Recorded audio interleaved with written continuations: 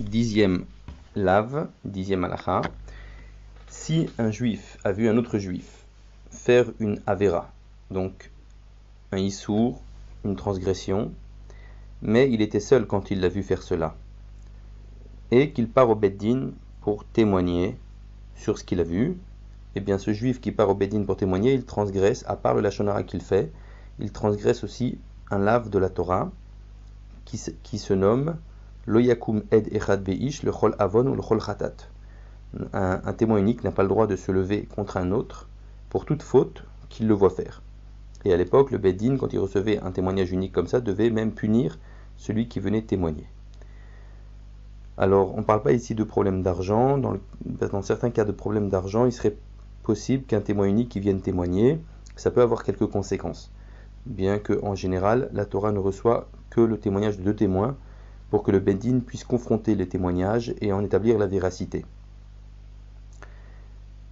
11e halakha, tout ce qu'on a dit, c'est par rapport à quelqu'un qui fait du lashon hara seul avec une autre personne. Mais si maintenant quelqu'un, il fréquente des groupements de personnes qui ont l'habitude de faire du lashon hara afin d'aller leur raconter des choses ou bien d'écouter des choses de leur part, alors là il transgresse aussi un autre lave de la Torah qui s'appelle Lohiye Achare Rabim Leraot. Il ne faut pas suivre la majorité pour faire le mal, d'après Rabbeinu Yonah. C'est une mise en garde de ne pas fréquenter les gens qui font le mal, même s'ils sont nombreux. On aurait pu croire que s'ils sont nombreux, ça nous justifie, non. La Torah dit même s'ils sont nombreux, si on sait que ce qu'ils font c'est une avéra, on ne doit pas les suivre, et celui qui le fait, il transgresse aussi ce lave particulier, qui est valable pour n'importe quelle avéra, pas seulement pour la lashon hara, mais aussi pour la lashon hara. Et on verra aussi dans le sixième mitzvah positive, la sixième mitzvah positive, qu'il transgresse également une mitzvah positive qui est liée à ça. Ce sera vu après, Bezrat Hashem. 12e halakha, 12e lave, que celui qui fait du lashon hara peut être amené à faire également en plus du lashon hara, eh bien c'est marzik b'machloket. C'est quelqu'un qui, à travers son lashon hara, va maintenir une querelle. Et ça c'est interdit par la Torah, c'est marqué loye ke korach vecha'adato. On ne doit pas ressembler à Korach et à son assemblée qui ont cherché querelle à Moshe Rabbeinu. Au contraire, la Torah nous invite à éviter les marloquettes et les calmer. Et donc celui qui, par son lashon hara, il attise des gens contre d'autres personnes, eh bien il transgresse en plus du lashon hara ce lave particulier. Loye ke korach vecha'adato. 13e halakha, et très souvent, il arrive que la personne qui fait du lashon hara peut transgresser un autre lave, c'est de ne pas faire onat devarim. Par exemple, si il l'humilie en lui rappelant comment il se comportait avant de faire teshuva, ou bien en évoquant des défauts qu'il a, que ce soit un manque de connaissance dans la Torah ou dans les matières profanes, des paroles qui vexent son prochain, qui lui font de la peine, qui ne peut même pas se défendre de cela, eh bien, même si c'était en tête-à-tête qu'il l'a vexé, il transgresse l'otonu ishetamito. Vous ne devez pas faire onat devarim, c'est-à-dire vexer, faire de la peine à quelqu'un par des paroles, et à plus forte raison si c'était en public. Donc à part le lashon hara, il transgressera cela. On avait déjà dit dans l'introduction que tout celui qui fait de la onat devarim, donc il vexe son prochain, c'est forcément inclus dans le lashon hara, c'est une mauvaise langue. L'inverse n'était pas vrai, on avait dit. 14e halakha.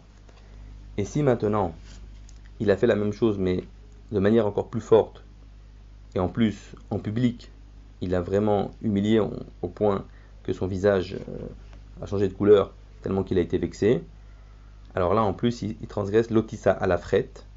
Tu ne porteras pas de faute à cause de lui, que la Torah l'a mis en garde de ne pas vexer un juif, même quand il s'agit de lui faire une remontrance. Même quand il s'agit de lui faire une remontrance, si on l'a vu mal agir dans le domaine de la Torah, on pourrait croire qu'on est autorisé à lui parler durement.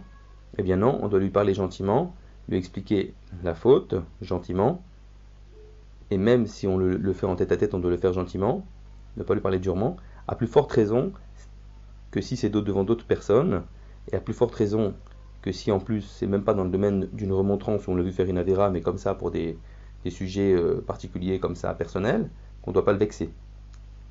Et s'il l'a vexé en public de cette manière-là au point de lui faire changer son visage, la couleur de son visage, les Chachamim ont dit celui qui humilie son ami en public n'a pas de part au monde futur.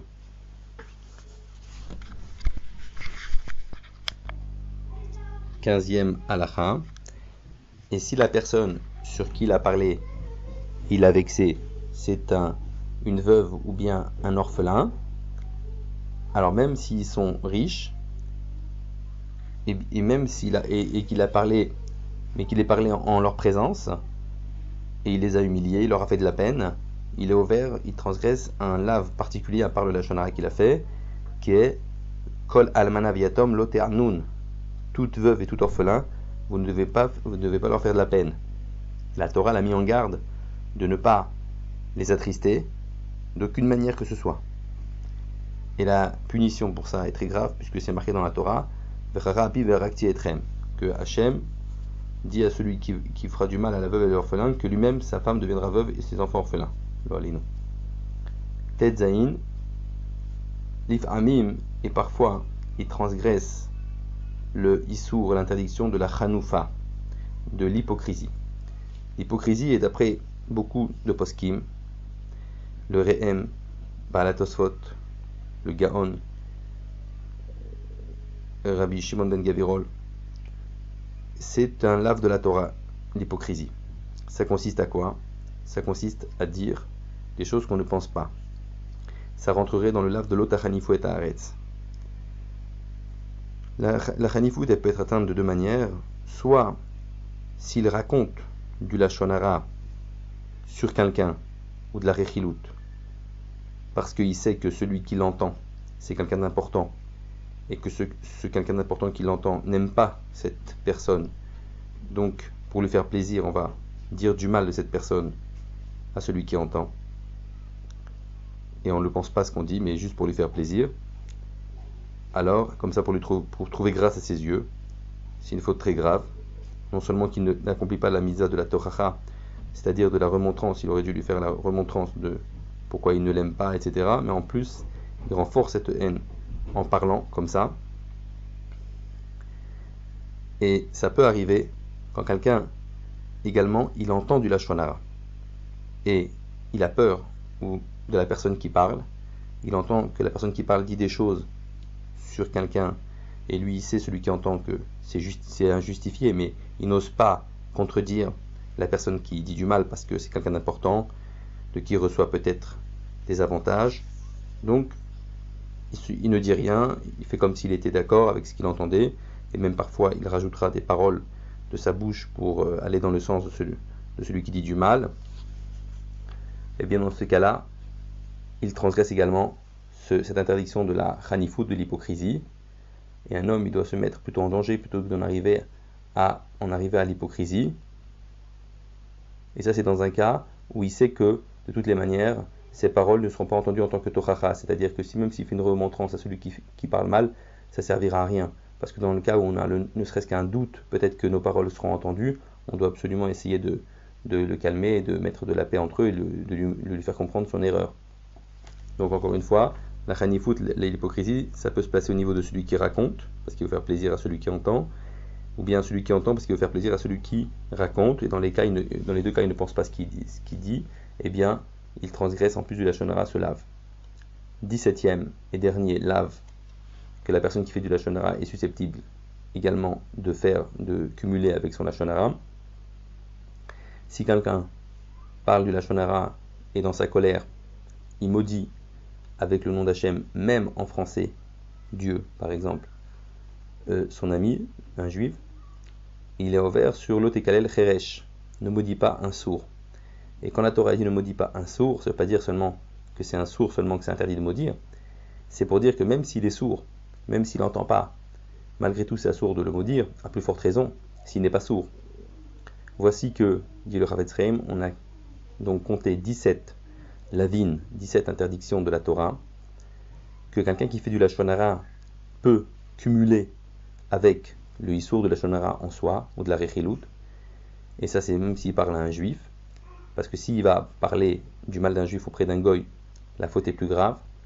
On verra qu'il y a certains cas où ça pourrait être permis, et il peut même devenir Moser, c'est-à-dire quelqu'un qui est Moser, c'est-à-dire qui va en fait dénoncer un juif au goïm, et il peut avoir le din d'un apikoros, donc d'un renégat, din très grave, statut très grave.